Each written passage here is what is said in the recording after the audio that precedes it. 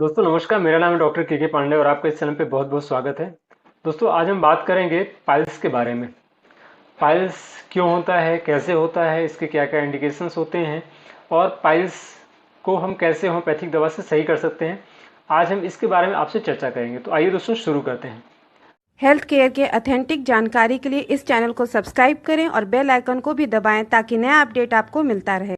दोस्तों पाइल्स होता क्यों है, पहले इसको समझ लेते हैं। पाइल्स बेसिकली क्या होता है कि जब भी हम कॉन्स्टिपेटेड होते हैं या कह लीजिए कि जब हमारा लीवर प्रॉपर तरीके से प्रॉपर एंजाइम्स जो कि खाने को पचाने में काम आता है, जब उसका प्रॉपर सेक्रेशन नहीं कर पाता है तो होता क्या है कि शरीर के अंदर में एंजाइम्स की कमी के कारण में जो खाना पच रहा होता है वो उसकी जो गति होती है वो धीमी पड़ जाती है। खाना कायदे से पच नहीं पाता। जब खाना कायदे से पचेगा नहीं तो क्या होगा कि उसके अंदर में कॉन्स्टिपेशन क्रिएट होगा।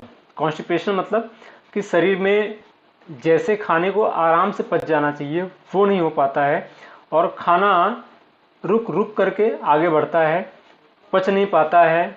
कभी कभी क्या होता है कि स्टूल जो होती है उसके कारण में पचने ना पचने के कारण में या तो लूज होने लगता है या तो फिर काफ़ी हार्ड होने लगता है। ठीक है, तो जब खाना पचेगा नहीं तो क्या होगा, अनपचा खाना बाहर निकलेगा, गैस बननी शुरू हो जाएगी, कब्जियत होती है, कभी लैट्रिन पास होगी कभी नहीं होगी, कभी होगी तो सूखी होगी, गैस की समस्या होने लगती है। तो ये सारी कंडीशंस डेवलप होने लग जाती है। ठीक है, अब ऐसी कंडीशन में क्या होता है कि जब ये सिचुएशन लगातार होती है तो क्या होता है कि जब पेशेंट को भाई लैट्रिन पास नहीं करेगा तो उसको अनइजी फील होगा। तो पेशेंट क्या करता है कि थोड़ा सा प्रयास करने लग जाता है। मतलब प्रयास मतलब एक होता है इजी वे में लैट्रिन का पास होना, एक होता है कि प्रयास करने के बाद मतलब थोड़ा जोर लगा के पास करना ताकि लैट्रिन पास होने लगे। अब जब जोर लगाने की कोशिश करते हैं तो क्या होता है, जब जोर लगाएंगे तो क्या होगा कि जो लैट्रिन है वो पास तो होगी, लेकिन साथ में क्या होता है कि आप देखेंगे कि जो कोलन है, रेक्टम है, एनस है, इस पोर्शन पे वेनस का मतलब वेंस जो होती हैं उसका बहुत ज़्यादा घेराव होता है। मतलब वहाँ पे ब्लड की जो वेंस हैं बहुत ज़्यादा मात्रा में होती हैं वहाँ पे। तो होता क्या है कि जब लैट्रिन पास हम करने की कोशिश करते हैं नॉर्मल वे में तब तो सही रहता है, कोई दिक्कत नहीं रहती है। लेकिन जब हम ज़्यादा प्रेशर लगाने की कोशिश करते हैं तो प्रेशर लगाने के साथ साथ में क्या होता है कि वहाँ पे बार बार बार बार बार बार प्रेशर लगा रहे हैं, बार बार प्रेशर लगा रहे हैं, तो जो वेन्स हैं, पतली पतली वेन्स हैं, उन पे दबाव पड़ता है। अब जब दबाव पड़ता है तो धीरे धीरे क्या होता है कि वो बाहर की तरफ निकलना शुरू कर देती हैं। जब दबाव पड़ता है तो थोड़ा सा बाहर निकलेंगे, थोड़ा सा बाहर निकलेंगे, थोड़ा सा बाहर, और उसका जो कवरिंग होती है ऊपर वाली वो थोड़ी सी थिक होती चली जाती है ना।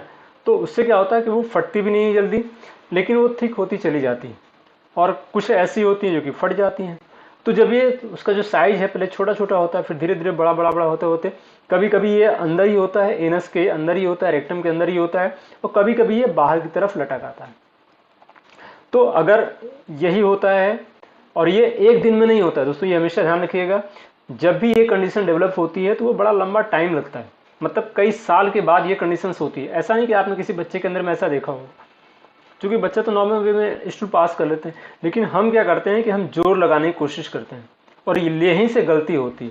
कभी कोई इस चीज़ को बताता नहीं है, समझाता नहीं कि जोर नहीं लगाना है। आपने दिन में 2 बार जाना हो, 3 बार जाओ, कोई इशू नहीं, लेकिन जोर नहीं लगाना। ठीक है, कब्जियत न हो इसका प्रयास करना, ऐसी चीज़ें खाना पीना आपने जिससे कब्जियत पैदा ही ना हो। तो जब हम बार बार कब उस पर प्रेशर लगाते जाते हैं, प्रेशर लगाते जाते हैं, तो वो धीरे धीरे करके जो वेन्स हैं उसके अंदर में ब्लड का कंजेशन होने लग जाता है, ब्लड इकट्ठा होने लगता है और दबाव पड़ने के कारण धीरे धीरे फैल जाता है। जैसे गुब्बारा होता है ना, गुब्बारे में क्या होता है कि आप गुब्बारे को जब थोड़ा सा फैलाएंगे तो जितना उसमें फूंकते जाएंगे वो खींचते जाएंगे, फूंकते जाएंगे, फैलता चला जाएगा। तो वही कंडीशन उसके अंदर में होती है, जितना हम दबाव देंगे उतना ही, और चूंकि ब्लड उसमें अंदर इकट्ठा आता चला जाता है, भाई ब्लड है तो ब्लड उसके अंदर में ऑलरेडी रहता है, लेकिन आपने जब दबाव दे दिया तो थोड़ा सा और ब्लड उसके अंदर में आ गया।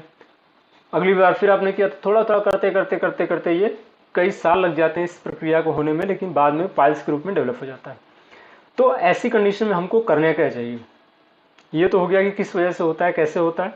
अब ऐसे हमको क्या करना चाहिए कि पहली चीज़ का हमको हमेशा ध्यान देना कि कभी भी जब स्टूल पास करने जाएं, और बच्चों को भी ये समझाएं इस चीज़ को कि कभी भी स्टूल पास करने जाए तो प्रेशर न लगाएं।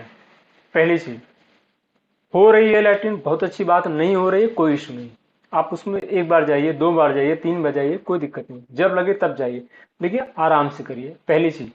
दूसरा काम, अपने खाने में फाइबर का ज्यादा से ज्यादा इस्तेमाल करिए।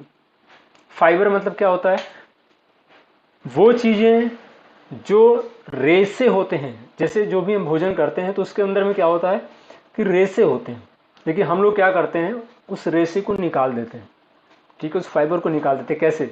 ऐसे समझिए जैसे हम लोग आटा होता है ना, आटा, आपने कभी गौर किया होगा कि आटे को हम लोग चालते हैं, तो जब आटा चालते हैं तो आटे चालने की जो उसकी भूसी होती है ऊपर वाली, वो क्या होती है, निकाल देते हैं हम लोग, जबकि वही उसका रेसा है, ठीक है। अब तो और ज़्यादा हो गया, अब तो इतना ज़्यादा हो गया कि मैदा यूज करने लगे, मतलब उसका और जो बारीक पार्ट है, मतलब वो रेसा वसा तो गायब ही हो जाता है, पता नहीं चल पाता कहाँ पे, वो यूज़ करना शुरू कर दिया हमने। तो इसीलिए मैदे को मना किया जाता है, क्योंकि मैदा क्या होता है बहुत ज़्यादा उसके अंदर स्टिकनेस आ जाती है, चिपकने लगता है। क्यों? क्योंकि उसके अंदर रेशा तो रहता ही नहीं है, तो वो फिर नुकसान करता है, जा करके जहाँ चिपक जाएगा आंत में तो फिर नुकसान करेगा, ठीक है। तो ज़्यादा से ज़्यादा क्या यूज़ करना है, रेशेदार चीज़ें, ठीक है। रेशेदार यूज करने से क्या फ़ायदा होगा, जब रेशेदार होगा तो वो खाना अच्छे से पचेगा, एब्जॉर्ब अच्छे से होगा, मूवमेंट उसके अंदर अच्छे से आएगा।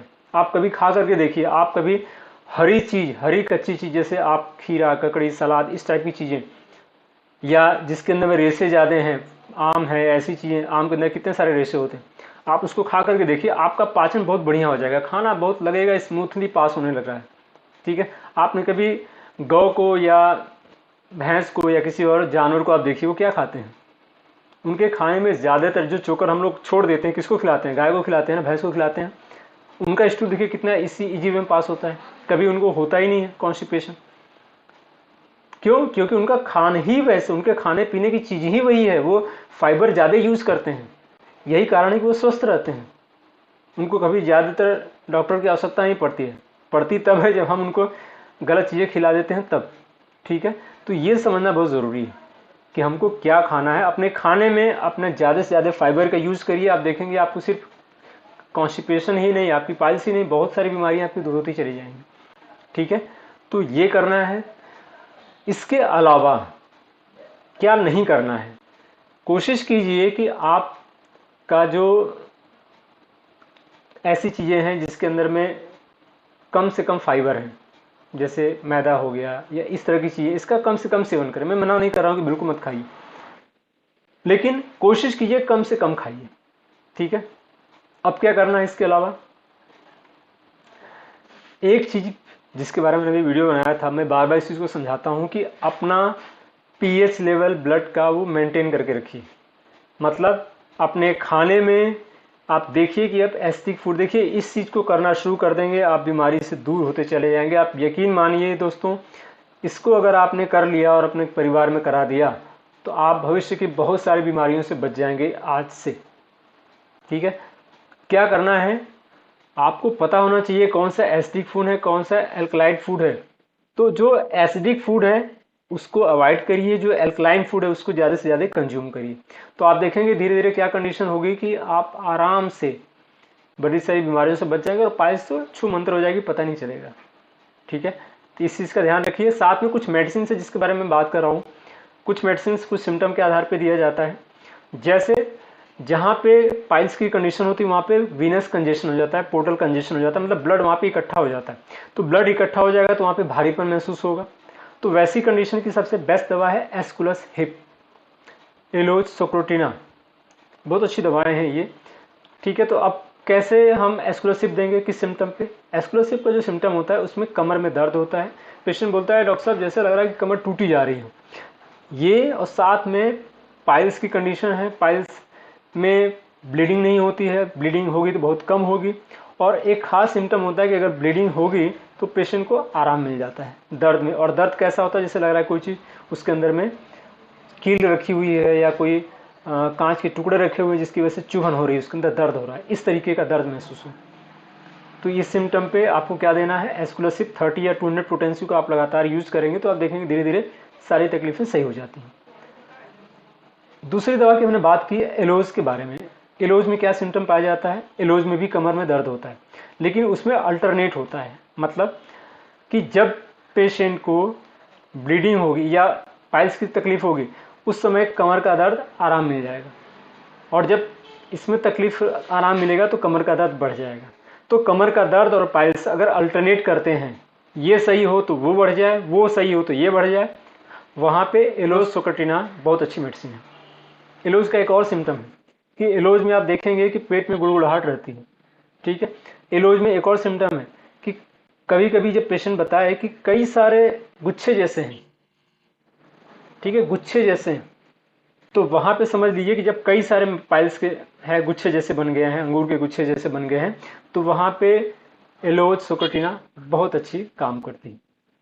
तो दोस्तों ये दोनों दवाएं बहुत बेहतरीन हैं और इन सिम्टम पे ये बहुत अच्छा काम करती हैं। उम्मीद है कि ये जानकारी आपको अच्छी लगी होगी।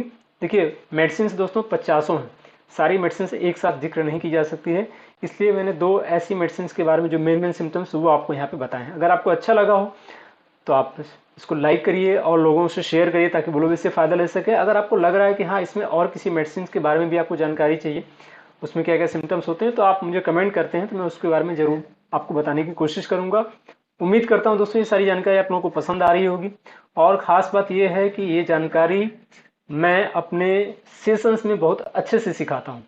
जो मेरा सेशन चला जहाँ मैं होम्योपैथी सिखाता हूँ, बहुत बेहतरीन और बहुत डीप में सिखाता हूँ और बड़ी सारी इन्फॉर्मेशन मिलती है। अगर आप वहाँ पे आते हैं तो आप देखेंगे बहुत सारी इन्फॉर्मेशन आपको मिलती है।